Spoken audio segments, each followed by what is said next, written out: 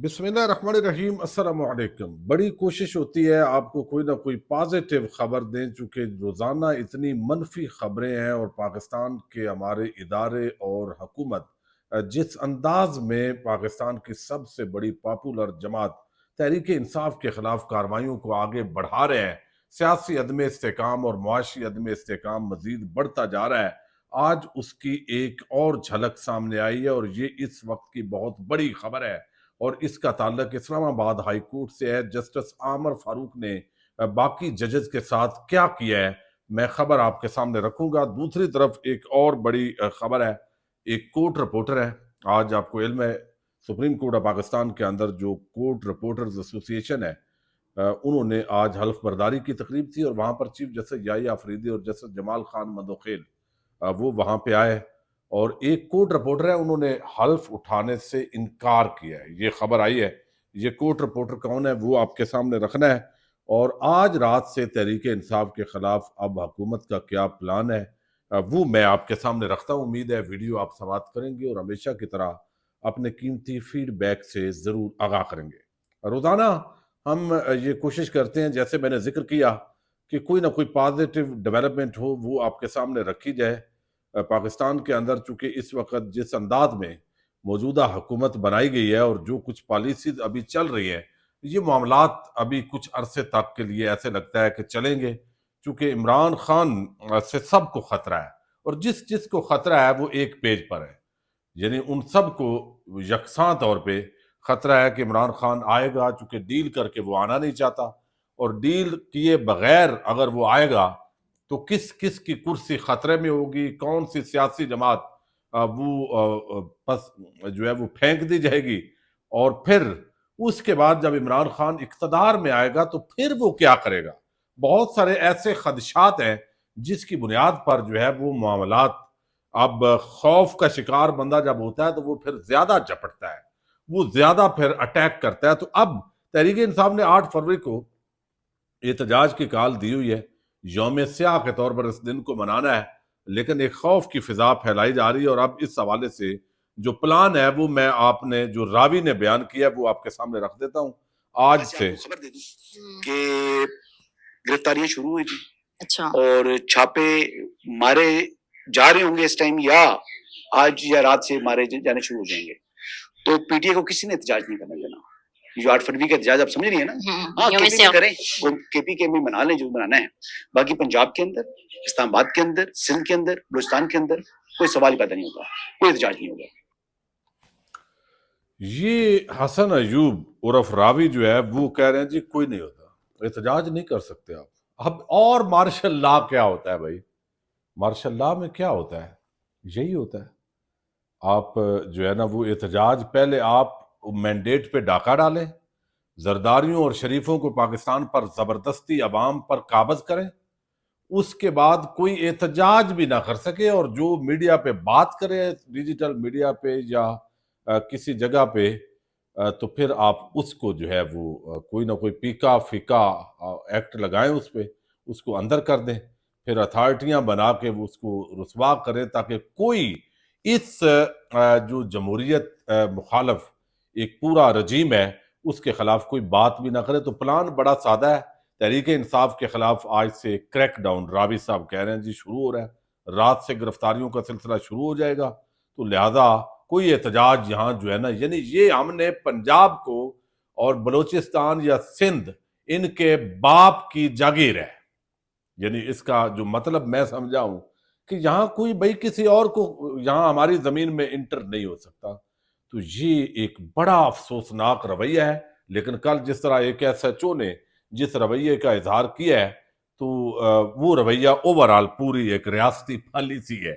जो एसएचओ का वो जो अशफाक वड़ैच है, वैसे तो मेरे इलाके का है, लेकिन बहरहाल वो जो है जो उसने कहा है तो वही इस वक्त रियासत का रवैया है। अच्छा, खबर दी है जी ज़ुबैर अली खान ने। मैंने कोशिश की है, वसीम मलक बड़े आम एक रिपोर्टर हैं सुप्रीम कोर्ट ऑफ पाकिस्तान के, लेकिन वो फ़ोन उन्होंने नहीं उठाया। तो मुझे ये खबर पहुंची कि सुप्रीम कोर्ट ऑफ पाकिस्तान के अंदर प्रेस एसोसिएशन, वो रिपोर्टर्स चूँकि हर साल उनके इलेक्शंस होते हैं, एग्जेक्टिव बॉडी बनती है, फिर सदर, सेक्रेटरी, सेक्रेटरी फाइनेंस, مختلف ذمہ داریاں ہوتی ہے، تو عموماً جو چیف جسٹس ہوتا ہے وہ حلف برداری جو ہے اس کی تقریب کے اندر وہ شرکت کرتا ہے، وہاں پہ غیر رسمی ملاقات بھی ہو جاتی ہے، گفتگو بھی ہو جاتی ہے۔ تو آج یہ حلف برداری کی سپریم کورٹ آف پاکستان کے اندر یہ ایک تقریب تھی، اور اچھا موقع تھا جسٹس ضیاء آفریدی نے وہاں پہ اپنا نقطہ نظر بھی دے دیا کہ بھئی کوئی مسئلہ نہیں ہے، یہ جو کچھ ہو رہا ہے، ججز باہر سے آ رہے ہیں مختلف صوبوں سے، تو یہ تو بڑی اچھی بات ہے، میں تو اس کے ساتھ ہوں، بلکہ مزید بھی آنے چاہیے، اپریشیٹ ہونا چاہیے جو انہوں نے سارا نقطہ نظر سامنے رکھا ہے۔ اب وہاں پہ جو ذوالقرنین اقبال ہیں وہ اس وقت اس ایسوسی ایشن کے نئے صدر بنے، اور عابد ارائیں صاحب وائس پریزیڈنٹ بنے، اسی طرح ایک پوری باڈی ہے۔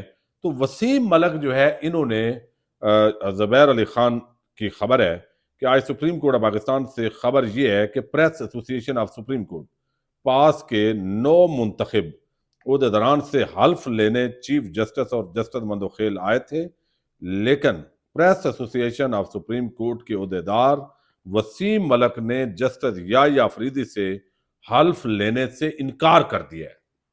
اب ایک رپورٹر اس نے انکار کیا ہے تو اصول کی بنیاد پہ کہ جب یعنی یہاں پہ میڈیا کی پر قدغن لگائی گئی، پیکا ایکٹ پاس کر لیا گیا، روز گرفتاریاں، چھاپے، ایف آئی اے باقی ان کے اندر ڈال کے، تو جس طرح کا ایک غیر جمہوری قسم کا سسٹم ہے، تو اس پر انہوں نے جو ہے وہ احتجاج کیا ہے۔ تو یہ خبر ہے جو میڈیا پر رپورٹ نہیں ہوئی، کیونکہ باقی رپورٹنگ تو ہو گئی ہے۔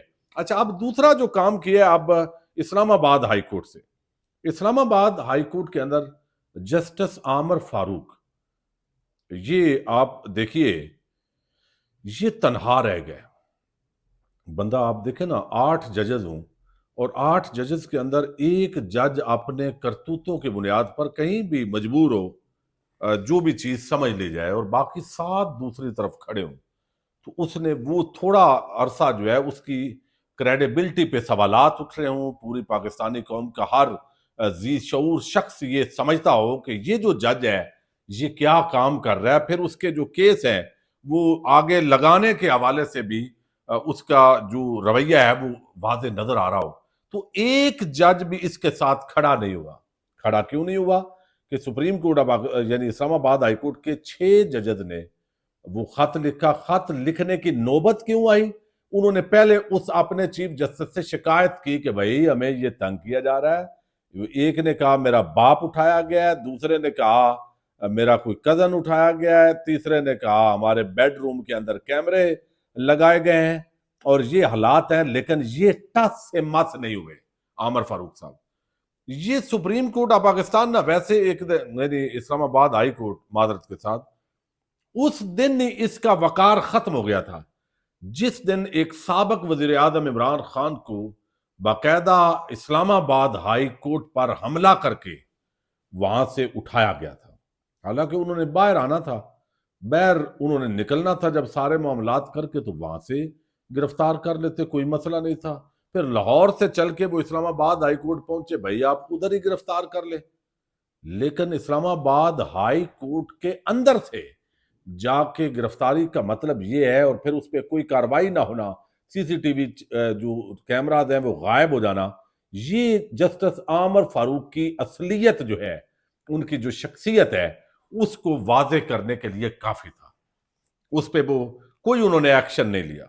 اس دن سے آپ سمجھیں وقار ملا جب جسٹس اطہر من اللہ اسلام آباد ہائی کورٹ کے چیف جسٹس تھے، اور آج یہ جو 6-7 ججز کھڑے ہیں اصول پہ، یہ کریڈٹ بھی جسٹس اطہر من اللہ کو جاتا ہے، جنہوں نے چن چن کے وہ ایسے موتی انہوں نے نکالے، کم از کم وہ آئین پر اصول پر کھڑے ہو گئے، وہ جھکے نہیں، انہوں نے سرنڈر نہیں کیا۔ نقصان کر لیا اپنا مالی حوالے سے، اپنا جو جس مشکلات ہوئی، لیکن اصول پہ ڈٹ کے کھڑے ہیں، اور یہی ان کا جو ہے وہ آپ سمجھیں وہ میرٹ کے لیے انہوں نے کوالیفائی اسی لیے نہیں کیا۔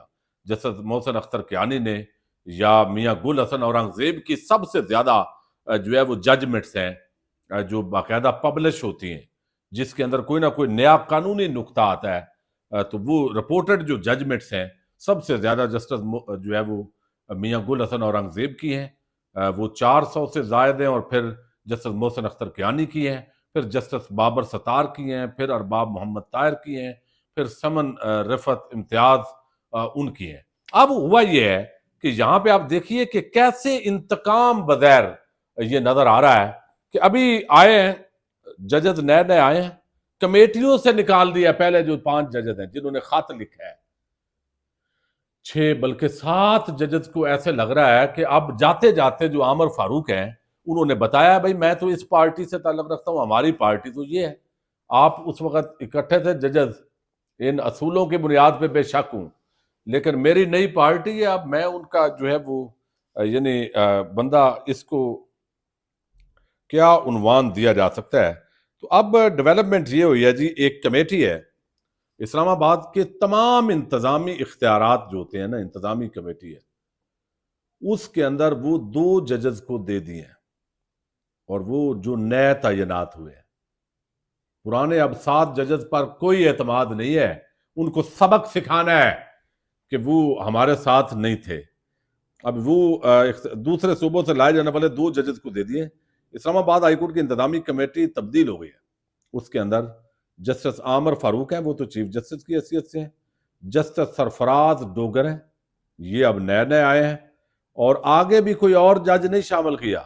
جسٹس خادم سومرو جو ابھی سندھ ہائی کورٹ سے آئے ہیں, ان کو لگایا ہے جی, یہ ممبر بن گئے انتظامی کمیٹی, اور اس کا نوٹیفکیشن ابھی اسلام آباد ہائی کورٹ سے جاری ہوا ہے. پر سینیارٹی لسٹ تبدیل کر دی ہے. سینیارٹی لسٹ جو ہے اسلام آباد ہائی کورٹ کی چینج ہو گئی ہے, اور اس کا مطلب کیا ہے کہ میں جا رہا ہوں, پیچھے جج یہ جو ہے نا وہ سینئر ہے. اچھا, اس لسٹ کے مطابق جو ہے وہ اس وقت یہ آپ کے سامنے میں نے رکھنا ہے, یعنی یہ لسٹ چینج ہو گئی ہے. اس کے مطابق جو ہے وہ جسٹس عامر فاروق, اس کے بعد جسٹس محسن اختر کیانی کی جگہ پر سرفراز ڈوگر کو باضابطہ طور پر یہ نئی لسٹ ہے. محسن اختر کیانی کو ہٹا کے جسٹس سرفراز ڈوگر کا نام لکھ دیا گیا ہے کہ یہ اس وقت جو ہے وہ لسٹ بنتی ہے اسلام آباد ہائی کورٹ کی. آج اس کا ذکر کیا تھا چیف جسٹس جو یحییٰ فریدی ہیں, اور پہلے ہی انہوں نے یہ سارا وہ کر دیا ہے. پھر جسٹس میاں گل حسن اورنگزیب ہیں, پھر جسٹس طارق محمود جہانگیری ہیں, ٹھیک ہے, وہ 4تھے نمبر پہ چلے گئے ہیں. پھر جسٹس بابر ستار 5ویں, سردار اسحاق خان 6ٹھے, جسٹس ارباب طاہر 7ویں, جسٹس سمن رفعت امتیاز 8ویں نمبر پر چلی گئی ہیں. جسٹس خادم حسین 9ویں نمبر پہ, جسٹس اعظم خان 10ویں نمبر پہ. سینیارٹی لسٹ میں جسٹس آصف 11ویں, جبکہ جسٹس انعام امین منہاز 12ویں نمبر پر. یہ 12 ججز کی سینیارٹی لسٹ بھی چینج کر دی ہے. انتظامی کمیٹی سے بھی ان پرانے ججز 7 جو ہے ان کو آؤٹ کر دیا, جو جج اس کے اندر چلیں. ایک تو سینیارٹی کی بنیاد پہ آپ کہہ سکتے ہیں نا کہ انہوں نے تبدیل کیا ہے, تو اس وجہ سے وہ سینئر پیونی جو جج ہوتا ہے اس کو لگا دیا ہے نئی لسٹ کے مطابق, لیکن آگے بھی جا کے سومرو صاحب کو رکھ دیا ہے. تو یہ اس وقت ایسے لگ رہا ہے کہ وہ جو ججز ہیں پہلے جو آئین قانون پر کھڑے ہوئے ہیں, ان کے لیے اب ان کو سبق بغیر جو ہے وہ تاثر ابھرتا ہے کہ سکھایا جا رہا ہے. اور اس سے یہ بھی تاثر ابھرتا ہے کہ شدید لڑائی ہے, دو بدو قسم کی لڑائی اس وقت اسلام آباد ہائی کورٹ کے اندر جو ہے وہ چل رہی ہے. دیکھتے ہیں جی, پاکستان زندہ باد.